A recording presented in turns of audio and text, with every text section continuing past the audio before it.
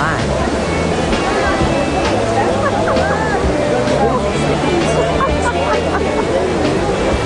Ito po ang kilalang Fontana de Trevi. Ito po yung fountain na kung saan nagbibigay daw po ng iyong kahilingan kung ikaw ay magtatapon ng mga barya-baryang ganito. O, pag isa ang itinapon mo, babalik ka daw dito sa lugar na ito. Pag dalawa naman, bibigyan ka naman daw po ng bagong magmamahal sa'yo. At pag tatlo namang coins ang iyong itinapon, magpapakasal ka daw. Hulaan nyo nga kung ilang coins ang aking tinapon. O, sige nga. Siyempre, lahat, 6 para todo-todo na. Hindi mo ba? Hoy, teka muna, napapag-usapan niyang todo-todong tagumpay. Alam niyo, may nakilala si Joey na mga kababayan natin dito na talagang napakalaking tagumpay ang natamo sa kanilang pagnenegosyo. Ilang kayang coins ang kanilang itinapon? Sa itsura ay bruskong-brusko. Ang pangalan ay Tigasin. Lalaking-lalaki kung inyong titingnan. Pero dito sa Italia, kung saan ang sining at kultura ay namamayagpag, siya ay nakapuwang dahil sa kanyang talento sa flower arrangement. Siya si Efren Dordas. At ito ang kanyang Dordas Flower Shop. Paano naging sikat si Efren? Ikaw ba yung nagsimula agad sa pag-arrange ng flowers? Caregiver ako. Pagkatapos? Then, apply ako sa hotel, taga-buhat ng maleta, lahat-lahat. Anong first mo talaga job with regards to flowers? May bride, gusto lang magpagawa ng bouquet kasi walang flower shop na nakikita eh. Gumawa ka ng bouquet. Nagustuhan Gusto nila? ng bride. Doon, nag-umpisa na lahat. At dahil sunod-sunod na ang request sa kanya na mag-ayos ng mga bulaklak sa iba't ibang events, naisipan niyang mag-full-time na lamang sa ganitong negosyo at magbitiw na sa hotel na kanyang pinagtatrabahuhan. Pero alam niyo ba na higit lalong sumikat si Efren sa larangan ng flower arrangement dahil sa kanyang mga kakaibang flower designs? Ikebana. Glass lang ako gumagamit. And then, sa sushi kami gumagawa. Ano sushi? Para siyang binalot sa dahon. Mansanas yun? Na maliliit. Hindi bulaklak yun Pero naisip ni Efren, gawing parang bulaklak. Yeah.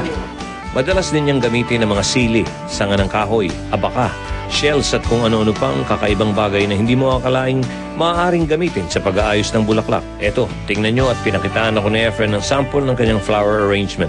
Ang ganda Tapos ito ay Melograno, sa atin ay Granada. Yes. Castañas. Roses. Roses. Sili po ito, sili. Peperosa. Ito ang Anthurium. Ito yung dahon lang to. Ang hindi nyo nalalaman, yung St. Peter's Basilica, dun yung mga kasal na ginagawa nito si Efren. Yan, lahat ng flowers na nakikita nyo yan, kay Efren Dordas yan. Yan ang mga parokyano ni Efren dito sa Italia, mga senador. Itong arrangement na to, ito everyday na orders to kay Efren. At ito, importanteng card. 25 euro. Yan, isa nito. Ilang days to mga kunyari? 8 days. 8 days. May gitsang linggo. Tunay na isang magandang buhay ang idinulot ng mga bulaklak kay Efren. Sino ba ang mag-aakala ng isang tulad niyang lalaking-lalaki kung inyong titingnan at hindi man lamang nakapag-aral ng flower design and arrangement ay aasenso sa pag-aayos ng mga bulaklak dito pa sa Roma. We're proud of you.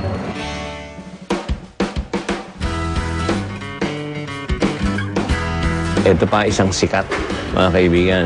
Si Marietta Sarmiento, may-ari ng isang restaurant dito sa Roma, sa Via Gaeta. Ayan o, kita nyo.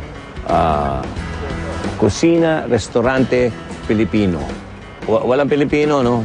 Ayan o. Euro 5. Masarap. Masarap kumain sa Italia ng pizza at pasta. Pero kung ikaw ay isang Pilipino, hahanap-hanapin mo ang pagkaing Pinoy na kinasanayan. At ito ang nakitang pagkakataon ng Pinay na si Marietta Sarmiento upang itayo ang kanyang kusina-restaurant. Kailan nagsimula itong restaurant mo na may halo-halo sa labas? Well, nag-start ito last March 8, itong 2009. 6 months pa lang kami. Okay. Siguro, destino, suwerte. Paano dumating to sa buhay mo ng biglaan? Katrabaho kasi ako sa isang opisina dito, no? Ito sa Sa Italia, Roma, okay? Pumunta yung Pilipina kababayan natin sa opisina. So, ang sabi niya, Tita May, meron ka bang kilalang Pilipinong gustong mag-restaurant? Sabi ko, bakit? Kasi yung isang restaurant ng employer ko, gusto niyang paupahan. Tapos? So, sinamahan niya ako, no? Nung makita ko itong pintuan, sabi ko, wow! Sabi nga, pag ang swerte ko matang Sa'yo. Joey, kailangan buksan mo, tanggapin mo. So siguro sa akin kako to. Ang pagkakataong nagbukas kay Marieta ay buong puso niyang tinanggap at lakas loob niyang sinimula ng negosyo. At sa loob lamang ng ilang buwan na pagpapatakbo ng restaurant, biruin yung naging bukang bibig na ng karamihan ang kusina restaurante. Ang sekreto? Dinala ni Marieta ang kusinang Pilipino sa puso ng Roma. Ano ang paboritong pagkain ng mga Italiano o ng mga foreigners? Napapakain namin sila. Unang-una, yung ating lumpiang prito. Tapos yung pansit natin. Pagkatapos, ibang foreigners, napapakain namin ng kaldereta adobo. At saka itong, misan, mechado. Nabalitaan ko, napakasarap daw ng tapsilog mo Tapsilog ang rito. gusto mo, o sige ito, ha? Hindi, titikman ko muna yung tapsilog mo. Oo. Ito si Peter at si Carol. Kita niyo yan? Oh. Crispy pata, tapsilog. Ayan na, lulutuin na. Kusina, restaurante. Katukotulo niya ang kanyang dalawang anak na babae na ngayon ay kasama niya nagpapatakbo ng restaurant. 4 ang anak ko. Isang lalaking panganay at saka 3 babae ang sunod-sunod. Iniisip mo ba na dito na kayo mamamalagi? Sabi ko, pag nandito na yung mga anak ko, sila na, no? Ako uuwi na, magpapahinga na ako, Joey. So ngayon, anong malinaw sa iniisip mo? So siguro ito pagyayamanin namin. Kasi family business to eh. Nag-Christmas na kayong pamilya dito?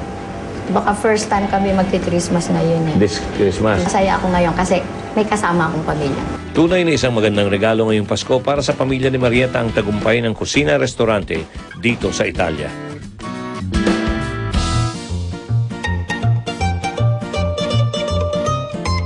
Alam niyo po ba, pag nagpunta kayo rito sa Roma, lahat daw ng tubig na katulad niya na lumalabas sa mga fountain, sa mga rebulto, sa mga estatwa, lalo na yung mga nasa gitna ng piazza, ay pwede niyo raw inumin.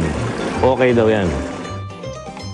Ang mga drinking fountains na makikita sa mga piazza ng Roma ay nakadugtong sa mga aqueduct o water bridge na kumukolekta ng malinis na tubig mula sa kabundukan.